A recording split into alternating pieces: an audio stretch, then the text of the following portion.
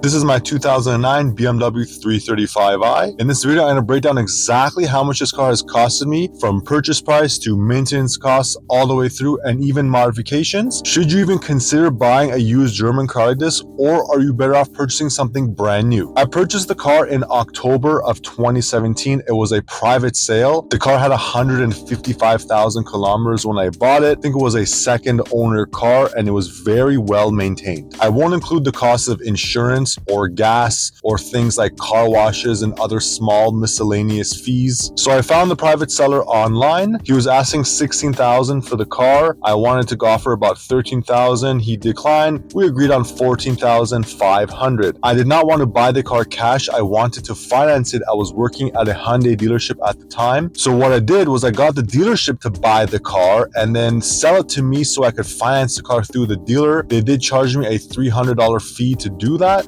So I bought the car for $14,800. With tax, that came to $16,803.50. I then went for financing. One of my good friends was a finance manager. He was able to get me a rate of 5.96% over a 66-month term. So that's 5.5 years. The total interest paid for the entire term would have been $2,945.68. But I did actually pay the car out a little bit earlier, about 10 months before the end of the loan, so I saved some interest there. So the actual interest that I paid was $2,499.36, making the total cost of the car with all the interest that I paid $19,302.86. If we convert that to US dollars, it's $13,718.45 US. Now, like I said, the previous owner of the car did maintain it very well, and I've spent a fair amount on maintenance and some modifications as well. It's been a fantastic car. I've driven it all over. I've raced it. Bye-bye,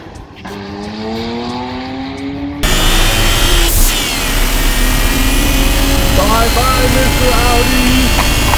I've went cruising with it, upgraded some parts, made it a bit quicker, as well as some cosmetic upgrades too. Right now I have just under 205,000 kilometers, so I've driven it for exactly 50,000 kilometers at this point. So I think it's a good time to break down exactly where all the costs were. So let's break it all down now. I fixed all sorts of parts on the car, as well as done some upgrades. Things like the valve cover gasket, oil filter housing gasket, O-rings. I've changed all 4 tires. I've even done another set of rear tires. I did go with the Michelin Pilot Sport 4S tires, which are quite expensive. The full set cost me about $1,400. I did get a nail in a tire, which cost another $400 to fix. Tons of oil changes, O2 sensors. I bought some specialty tools as well. I've done spark plugs multiple times, especially after track days, until I actually upgraded to the NGK one-step Kohler spark plugs. I've changed the exhaust. A big thing to look out for with these BMW N54 engines is the injectors. They're extremely expensive.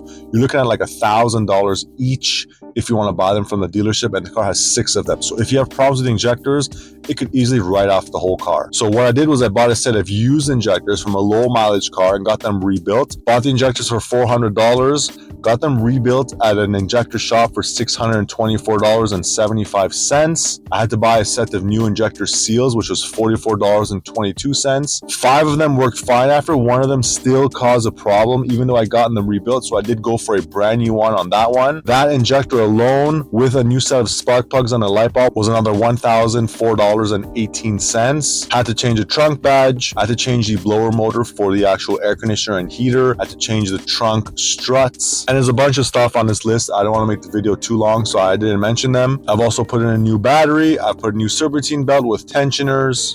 Now, as far as upgrades goes, I put smoked LED side marker lights. I put a M Sport steering wheel trim with new leather wrap with the M tri-colors on there. I put M Sport door sills, a trunk spoiler. I've got an Android Eon radio on there as well that works great with the steering wheel controls and integrates into the factory car. Looks totally OEM. The car already had a JB4 tuning device, but I went ahead and added the Bluetooth Connect kit to that. I added an anti-lag chip and a 2-step relay. I've stopped using those because they're very harsh on the car. I'll show you what they do.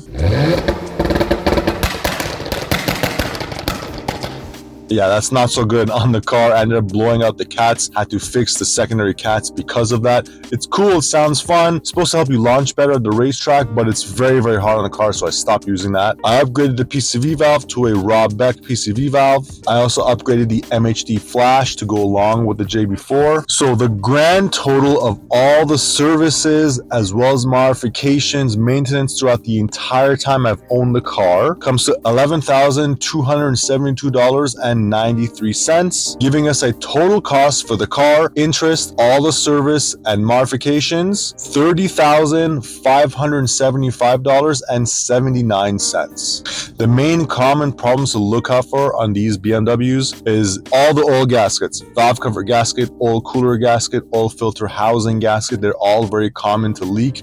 They can cause all sorts of problems if you don't address them, and they're not too expensive to fix. So always check under your hood, make sure you don't have any oil leaks. If you do, address it right away. Injectors, like I said, injectors can be very, very expensive because they are piezo stack, high pressure injectors. They're basically what you would find on a diesel engine. Because the car is turbocharged and it's got, pretty good performance, those injectors can be quite pricey. Ignition system, like the spark plugs and the ignition coils, are quite common, pretty cheap and easy to fix. You can even do it yourself if you're handy. I changed mine on my own, not a big deal. And cooling system items like hoses, as well as like the belts and the tensioners. So small but tedious items around the engine can be very common on all cars really, but especially a high performance car if you're going to drive it hard. I've done a lot of the work myself. The things I couldn't do, I took it to mechanic shops.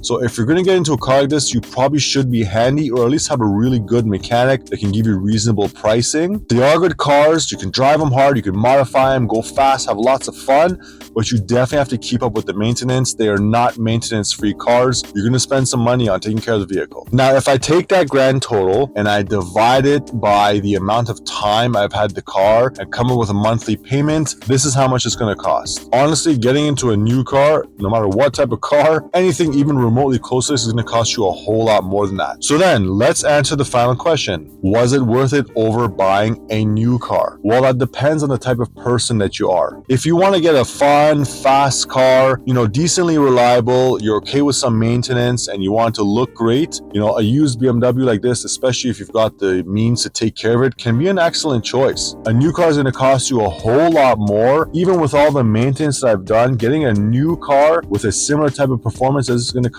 a ton more. But some people will make the argument that, I'll just drive an old Corolla. Why would I buy a car?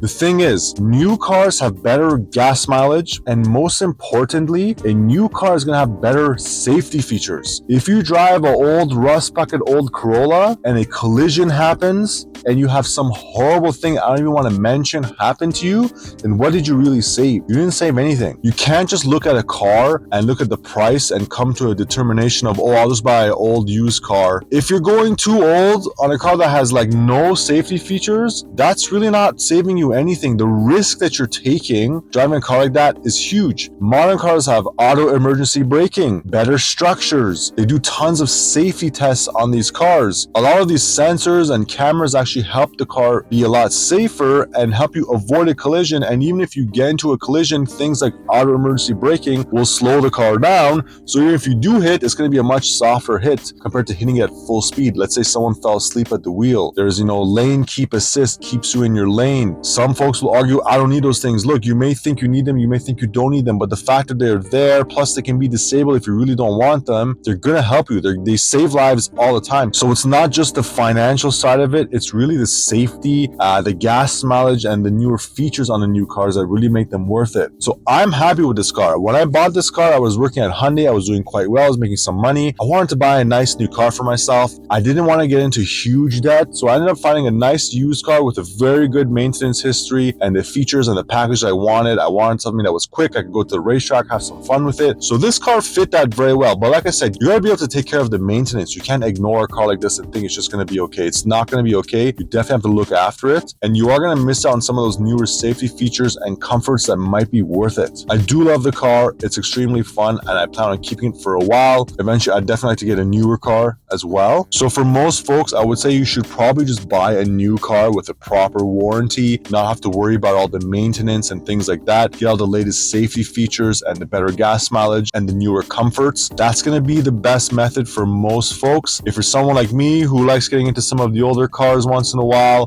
modifying them, adding some parts, you don't mind doing some maintenance, getting your hands dirty from time to time, a car like this can be definitely a great pickup. If you're someone who's like a college kid, maybe you're in your 20s and you want to buy a car, unless you're mechanically inclined, I wouldn't buy a car like this. You really got to be able to turn a wrench to own a car like this. It can be a lot of fun. There's a lot of information online on how to maintain the cars. You know, I'm in Facebook groups. I watch a lot of YouTube videos about things like that, so that's helped out a lot. But if you're not someone who can work on your car yourself or has some budget to be able to look after the car, probably want to get something newer. However, if I break down the total cost of all the maintenance and all the service over the entire time I had it, it's really not that much. You know, a new car will certainly cost you a whole lot more, but a new car won't have as much downtime. And if you do have a problem, of course, you have the dealership, you have a full warranty. So it's a tough thing to answer. Like I said, for most people, you're probably better off getting a new car. If you don't mind dealing with an older car and the maintenance, a car like this can certainly be a very good value. You're getting a lot of car for the money. Now, one of the things that helped me out with paying for some of the recent service bills on the car was I did make a very good investment into cryptocurrency many years ago. I just paid myself out. So if you want to find out more about blockchain, cryptocurrency, and Bitcoin, I love doing automotive and financial videos like this. Check out the video I made on that. Thanks so much, and we'll see you in the next one.